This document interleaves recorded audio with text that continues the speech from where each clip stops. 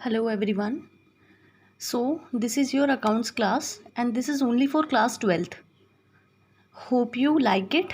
So, I am going to start. ये video Hindi और English दोनों में होगा. तो हमारा देखो स्टूडेंट्स पहला टॉपिक है इंट्रोडक्शन ऑफ पार्टनरशिप. ये हमारी क्लास 12th में जो फर्स्ट चैप्टर है इंट्रोडक्शन ऑफ पार्टनरशिप उसके बारे में मैं आज आपको थोड़ा ब्रीफली बताऊंगी. फिर हम फर्दर इसको धीरे धीरे स्टार्ट करेंगे. तो पहला हमारा जो पॉइंट है वो है कि ये पार्टनरशिप आई कैसे, इसका एग्जिस्टेंस कैसे हुआ, पार्टनरशिप वर्ड ऑब्टेन कैसे हुआ. तो देखिए स्टूडेंट, आप 11th क्लास में पढ़ के आए हैं कि हमेशा एक पर्सन जिसको हम सोल प्रोप्राइटर कहते हैं, यानी कि जो सिंगल ओनर होता है, वो करता है बिजनेस. अगर वो इस बिज़नेस को एक्सपेंड करना चाहता है, उस एक्सपेंशन के लिए उस पर्सन को क्या चाहिए, पैसे. और पैसे को हम अकाउंटिंग टर्म में क्या बोलते हैं, कैपिटल. आई एम सेइंग कि फंड्स को हम क्या बोलते हैं, capital. In fact apart from capital उस पर्सन को क्या चाहिए, लार्ज नंबर ऑफ पीपल, यानी कि उसको मैन पावर चाहिए. मैन पावर क्यों चाहिए, ताकि वो अपने बिजनेस को मैनेज कर सके और अपने रिस्क को शेयर कर सके. क्या होता है कि पहले जो सोल प्रोप्राइटर सिंगल ओनर होता था, अब उसकी इच्छा है अपने बिज़नेस को एक्सपेंड करने की. बिज़नेस को एक्सपेंड करने के लिए उसको ज़्यादा से ज़्यादा कैपिटल चाहिए, एज वेल एज ज़्यादा से ज़्यादा उसको पीपल चाहिए, ताकि वो उसके बिज़नेस को मैनेज कर सके और रिस्क आपस में शेयर हो सके. एज़ यू नो, जब एक सिंगल पर्सन बिज़नेस ऑपरेट करता है, उस बिज़नेस में अगर कोई भी रिस्क होता है तो वो उस सिंगल पर्सन को बेयर करना पड़ता है. पर वही बिज़नेस अगर नंबर ऑफ़ पीपल मैनेज करते हैं तो वो रिस्क शेयर हो जाता है. तो इस सिचुएशन में वो पर्सन अडॉप्ट करेगा एक मेथड जिसको बोलते हैं पार्टनरशिप मेथड, और उस पार्टनरशिप मेथड के साथ अपनी ऑर्गेनाइजेशन को वो फ्रेम करेगा.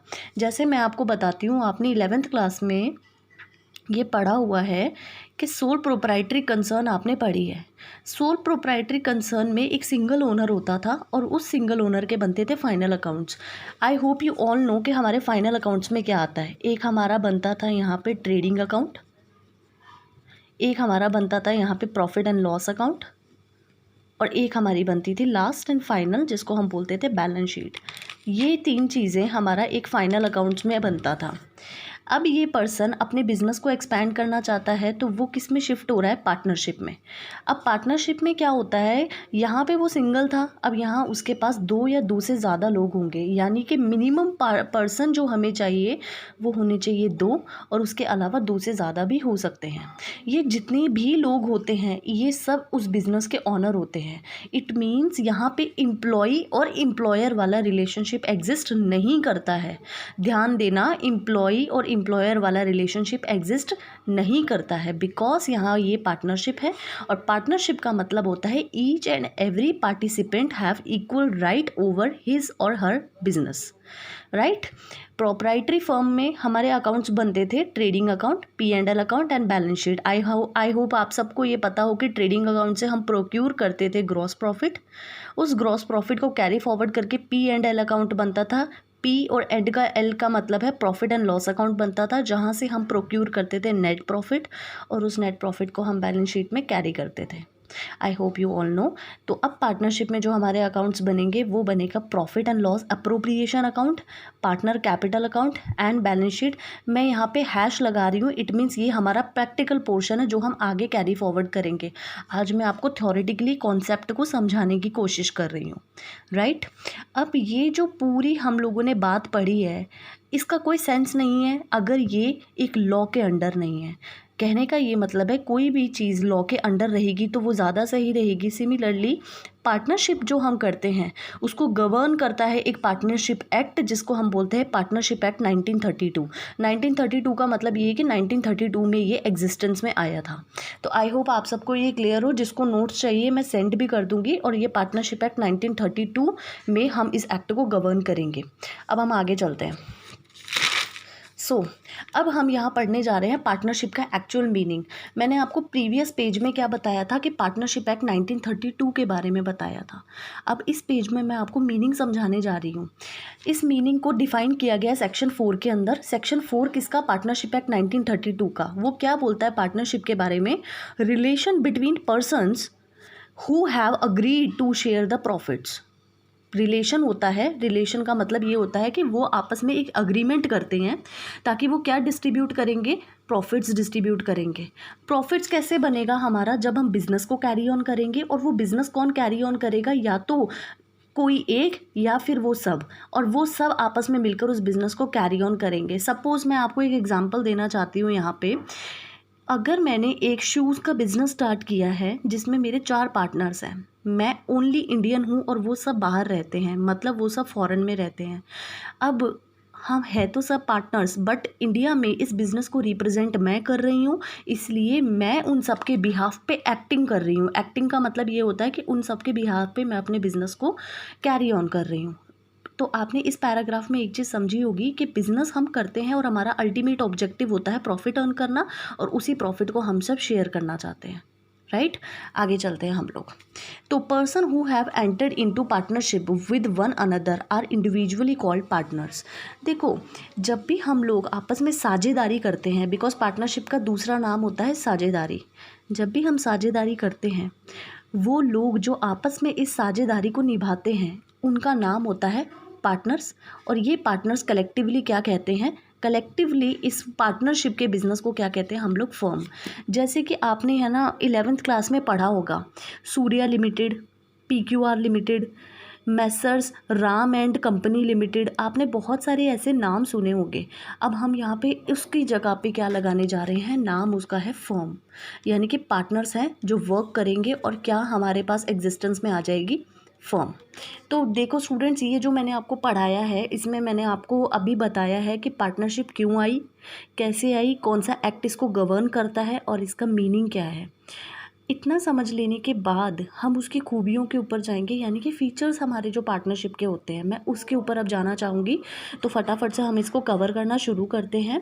पहला फीचर ये है टू और मोर पर्सन। टू और मोर पर्सन का मतलब ये है कि कभी भी कोई सिंगल पर्सन पार्टनरशिप तो बना नहीं सकता, पार्टनरशिप के लिए हमें 2 या 2 से ज़्यादा लोगों की ज़रूरत पड़ती है।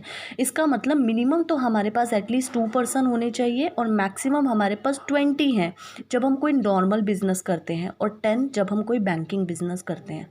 आपको मैं एक बात बता देती हूँ, बैंकिंग बिजनेस होता है, इंश्योरेंस बिजनेस होता है, ये सब बिजनेस एक पार्टनरशिप के ही थ्रू एग्जिस्टेंस में आते हैं। हमको इतना ध्यान रखना है कि किसी भी सॉर्ट ऑफ बिजनेस में मिनिमम एटलीस्ट आपको 2 लोग तो चाहिए ही चाहिए। बट जब आप बैंकिंग, इंश्योरेंस जैसे बिजनेस में हो तो आप मैक्सिमम 10 लोगों को हायर कर सकते हो, यानी कि आपकी पार्टनरशिप में 10 से ज़्यादा लोग नहीं होने चाहिए, और अदर बिजनेस में आपके पास 20 पर्सन होने चाहिए। आगे हम चलते हैं। हमारा जो सेकंड फीचर है यहाँ पे वो है अग्रीमेंट। देखिए, नॉर्मल सिनेरियो आप एक देखिए कि जब भी हम किसी पर्सन के साथ पार्टनरशिप में आते हैं, यानी कि हम जब भी कोई बिज़नेस उसके साथ स्टार्ट करने जा रहे हैं, नॉर्मल सी बात है हमारे बीच में एक अग्रीमेंट होगा। वो अग्रीमेंट हम प्रेफर करेंगे वो रिटन एग्रीमेंट हो। मैंने यहाँ पे आपको ये लिख रखा है कि oral is also allow, oral भी यहाँ पे अलाउ होता है, उसको वैलिड भी माना जाता है, बट आगे जाके पार्टनर्स में कोई डिस्प्यूट ना हो उसके लिए हम प्रेफर करते हैं रिटन एग्रीमेंट। तो मैं ये कहना चाहती हूँ, although there is an agreement between partners and it may also be possible कि वो एग्रीमेंट ओरल हो, but in order to avoid dispute हम लोगों को रिटर्न एग्रीमेंट करना चाहिए, क्योंकि अगर रिटर्न एग्रीमेंट होगा तो कोर्ट केस में हम लोग उस केस को इजीली जज कर पाएंगे। Hope you clear. तो पहला फीचर कि पर्सन कितने होने चाहिए, सेकंड फीचर अग्रीमेंट होना चाहिए, थर्ड आता है बिजनेस। देखिए, पार्टनरशिप कोई भी पर्सन तभी करेगा जब उसका रीज़न होता है प्रॉफिट अर्न करने का, करेक्ट। तो मैं ये कहना चाहती हूँ बिज़नेस में कि partnership should be for valid business, mere को ownership does not entertain the title of partnership. मेरा ये कहने का मतलब है कि आप अगर पार्टनरशिप करते हो इट मीन्स आप एक बिज़नेस कर रहे हो, वो बिज़नेस भी एक वैलिड बिज़नेस होना चाहिए। वैलिड बिज़नेस का मतलब मैं ये बोलना चाहती हूँ यहाँ पे जहाँ पे आप प्रॉफिट अर्न कर रहे हो। अगर आप किसी भी साझेदारी के अंदर आ रहे हो जहाँ पे आपका जो मोटिव है वो प्रॉफिट अर्न करना है ही नहीं, तो वो किस सॉर्ट की पार्टनरशिप। इसको एक अच्छे से समझाने के लिए मैं एक एग्जांपल लेना चाहती हूँ। जैसे ये रोहित और मोहित है, ये 2 लोग हैं, इन्होंने जॉइंटली एक प्लॉट खरीदा था, लैंड खरीदी, they become joint honours of the property. कोई बात नहीं, लैंड खरीद लिया उन्होंने, अब वो जॉइंट ऑनर बन गए उसके। पर ये कहाँ से पार्टनरशिप हुई? क्योंकि इस प्रॉपर्टी को खरीद कर अगर वो इसके ऊपर कोई बिजनेस करते, कोई प्लांट रन करते, कोई मशीनरी सेटअप करते, तो हम उसको बिजनेस मानते। ये तो सिर्फ एक इन्वेस्टमेंट की है। तो इसीलिए जब हम दो या दो से ज़्यादा लोग इकट्ठे होकर कोई इन्वेस्टमेंट करते हैं, वो पार्टनरशिप बिल्कुल भी नहीं होती है। आगे मैं 4th पॉइंट पे जाती हूँ, म्यूचुअल एजेंसी। म्यूचुअल एजेंसी का मतलब मैं ये कहना चाहती हूँ, आपको मैं एक बार थोड़ा सा एक कॉन्सेप्ट समझाना चाहती हूँ बच्चा पार्टी प्रिंसिपल और एजेंट का। आई होप आपने 11th में है ना बहुत बार ये पढ़ा भी होगा, प्रिंसिपल एंड एजेंट वाला कॉन्सेप्ट। प्रिंसिपल वो पर्सन होता है जो एजेंट को कमांड करता है अपने टास्क फुलफ़िल करवाने के लिए, और एजेंट वो पर्सन होता है जो प्रिंसिपल को रिप्रेजेंट करता है। अगर मैं पार्टनरशिप में अंडरस्टैंड करूं कि यहाँ पे हर पार्टनर एक का प्रिंसिपल और एक का एजेंट है, तो हाँ मैं बिल्कुल सही हूँ। बिकॉज सब पार्टनर्स के पास ये राइट होता है to act as principal as well as agent for all other partners. He can bind other partner as well as agent for the all the other partners. Sorry, ये line शायद repeat हो गई है। मैं ये कहना चाहती हूँ, मैं एग्जांपल वही लेती हूँ, मैं इंडिया में हूँ और मेरे पार्टनर्स बाहर हैं। मेरे पार्टनर्स मुझे कमांड करते हैं कि मैम आप एक काम कीजिए, आप है ना झारखंड जाइए और वहाँ से हमारे लिए कुछ आयरन मटेरियल ख़रीद के लेके आइए। मुझे कमांड मिली है, जो मुझे टास्क कंप्लीट करना है अपने बिजनेस को कैरी ऑन करने के लिए। तो right now I am at a position of agent. Similarly जो मुझे कमांड कर रहे, दे आर माई प्रिंसिपल। सो ये मेरा प्रिंसिपल एजेंट का रिलेशनशिप हो गया। ओवरऑल हमारा हो क्या रहा है, बिजनेस कंप्लीट हो रहा है। सिमिलरली मैं अपने फॉरेनर पार्टनर्स को कहती हूँ कि प्लीज़ आप किसी फॉरेन बैंक से लोन ऑब्टेन करवाइए और पूरी proceedings as well as file maintain कीजिए। इसका मतलब अभी मैं प्रिंसिपल हूँ, मैं उनको कमांड दे रही हूँ, इट मीन्स वो मेरे एजेंट है। तो मैं ये कहना चाहती हूँ, म्यूचुअल एजेंसी का मतलब ये होता है कि हर पार्टनर एक पार्टनर भी है, प्रिंसिपल भी है, एज वेल एज एजेंट भी है। आगे मैं 5th पॉइंट पे आती हूँ, जिसका नाम है शेयरिंग ऑफ प्रॉफिट। तो बच्चा पार्टी होता ये है, पार्टनरशिप तो हम कर लेते हैं, पर पार्टनरशिप करके बिजनेस भी शुरू कर दिया। अब हमारा अल्टीमेट एम क्या होता है, जब भी हमारा फाइनेंशियल ईयर एंड होगा, यानी कि 31 मार्च को, हम लोग क्या यहाँ पे एक्सपेक्ट करते हैं कि हमारा प्रॉफिट हो और वो प्रॉफिट पार्टनर्स के बीच में डिस्ट्रीब्यूट किया जाना चाहिए। इसीलिए तो पार्टनरशिप की है। तो ये एक इम्पॉर्टेंट एलिमेंट है पार्टनरशिप का। इसका मतलब agreement between the partner must be to share the profits and losses of the business. Agreement होना चाहिए जिसमें हम प्रॉफिट और लॉसेस को शेयर करें। मैंने लॉसेस के ऊपर एक बॉक्स ड्रॉ किया है। मैं ये समझाना चाहती हूँ, आप कतई मत समझना कि बिज़नेस में हमेशा प्रॉफिट्स ही होते हैं और प्रॉफिट से शेयर किए जाएंगे। बिज़नेस में लॉसेस भी होते हैं। अब बच्चा पार्टी लास्ट पॉइंट है, मैं आपके ऊपर जा रही हूँ, जिसका नाम है liability of partnership. Liability of partnership, this is one of the most important point. देखिए मैंने यहाँ पे एक इंपॉर्टेंट तरीके का राउंड लगा के उस पर इंपॉर्टेंट भी लिखा है। तो लाइबिलिटी ऑफ पार्टनरशिप मैं समझाना चाहती हूँ।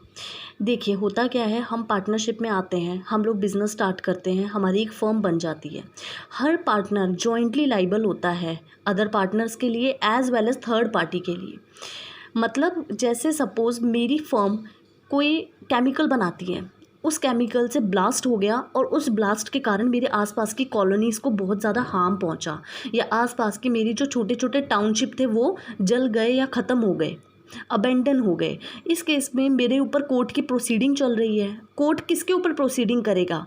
मेरे ऊपर नहीं करेगा, मतलब सोनम के ऊपर, यानी कि मैं आपकी टीचर हूँ जिसका नाम सोनम है, मुझ पे नहीं प्रोसीडिंग करेगा। सपोज़ मेरे पार्टनर से A B C ना, वो उनके ऊपर प्रोसीडिंग करेगा, वो किसके ऊपर प्रोसीडिंग करेगा? फर्म के ऊपर। क्यों? क्योंकि फर्म तो केमिकल बना रही है, उस केमिकल के कारण नुकसान हो गया। अब उस नुकसान के कारण अगर मुझे, यानी कि मैं और मेरे पार्टनर्स को, मेरी फर्म की मुझे कोई हेल्प करनी होगी तो हम डेफिनेटली करेंगे। मतलब कोर्ट केस को सेटल करने के लिए अगर हमें अपने प्राइवेट एसेट्स को भी यूज़ करना पड़ा फर्म के डेट्स को चुकाने के लिए, तो हम उसमें भी मदद करेंगे। इन शॉर्ट मैं आपको ये बताना चाहती हूँ, जब भी मेरी फ़र्म के ऊपर कोई मुसीबत आएगी, मेरी फ़र्म को कभी भी ज़रूरत पड़ेगी किसी चीज़ की, या मेरी फ़र्म किसी जगह पे स्टैंड आउट कर रही है कोई कोर्ट केस में, तो उस टाइम पे पार्टनर्स भी लाइबल होंगे। पार्टनर्स को आगे आके कन्फ्रंट करना पड़ेगा और पार्टनर्स को अपनी प्राइवेट प्रॉपर्टी को भी बेचना पड़ेगा अपनी फ़र्म को बचाने के लिए। तो आज हमने जो टॉपिक पढ़े हैं वो हमने क्या क्या पढ़े हैं, एक बार मैं आपको सिर्फ हेडिंग्स बता सकती हूँ।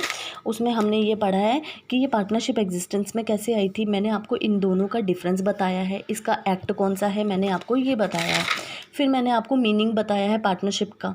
उसके बाद मैंने आपको कुछ फीचर्स बताए हैं। ये हमारा आज का पार्टनरशिप का टॉपिक था। फर्दर मोर जो हमारे प्रैक्टिकल सिनेरियोज़ हैं वो हम आपको 1 या 2 दिन में स्टार्ट करवाएंगे। I hope you all enjoyed. Thank you so much.